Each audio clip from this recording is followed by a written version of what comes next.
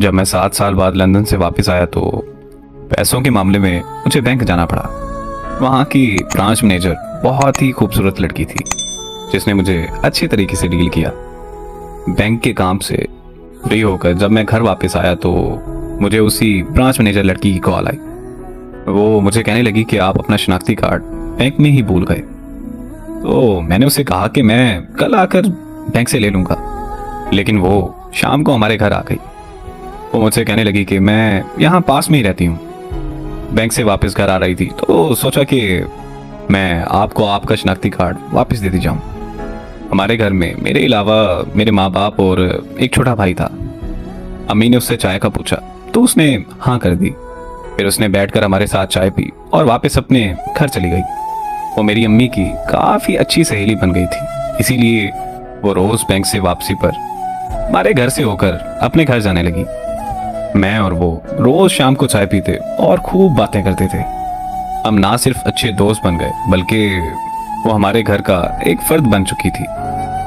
फिर एक दिन उसे पता चला कि मैं लंदन वापस जा रहा हूँ तो वो मेरे कमरे में आकर रोने लगी और ये कहने लगी कि मैं आपसे बहुत ज़्यादा प्यार करती हूँ, मैं आपको देखे बगैर नहीं रह सकती, इसीलिए रोज़ आपके घर आती हूँ, आप प्लीज़ मुझसे इतनी दूर मत जाएं। उसका इजहार मोहब्बत सुनकर मुझे बहुत खुशी हुई क्योंकि मैं भी उससे बहुत ज़्यादा प्यार करता था, मगर इजहार करने से डरता था कि कहीं हमारी दोस्ती भी ख़त्म ना हो जाए।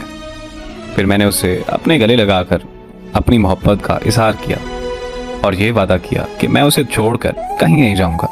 इस तरह मैं वापस लंदन नहीं गया। फिर हमारे घर वालों की मुलाकात के बाद हमारा रिश्ता पक्का हो गया।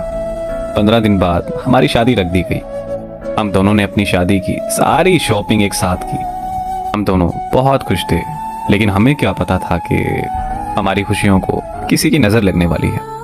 हमारी शादी के एक हफ्ता पहले उसकी बड़ी बहन की मौत हो गई। उनके घर में मातम सा छा गया। ऐसे हालात में हमारी शादी मुमकिन नहीं थी, इसीलिए हमारी शादी कुछ महीनों के लिए रोक दी गई। वो बहुत चुप रहने लगी थी, मुझसे बात तक नहीं करती थी। फिर एक दिन मुझे उसकी कॉल आई और वो रोते हुए मुझे कहने लगी कि मुझे माफ़ कर देना, मैं अपने बहनोई से शादी करने जा रही हूँ। अगर तुम ऐसा नहीं करोगी तो मेरी बहन के बच्चे रुल जाएंगे।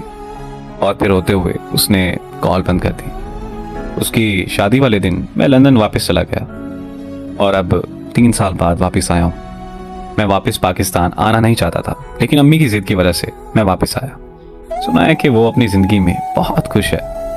अल्लाह हमेशा उसे खुशी रखे। मुझे नहीं पता कि उसने जो किया वो बेवफाई थी या वफा, मगर मैं आज भी उसे बेहद मोहब्बत करता हूँ और मैं उससे मोहब्बत अपनी आखिरी सांस तक करता रहूँगा।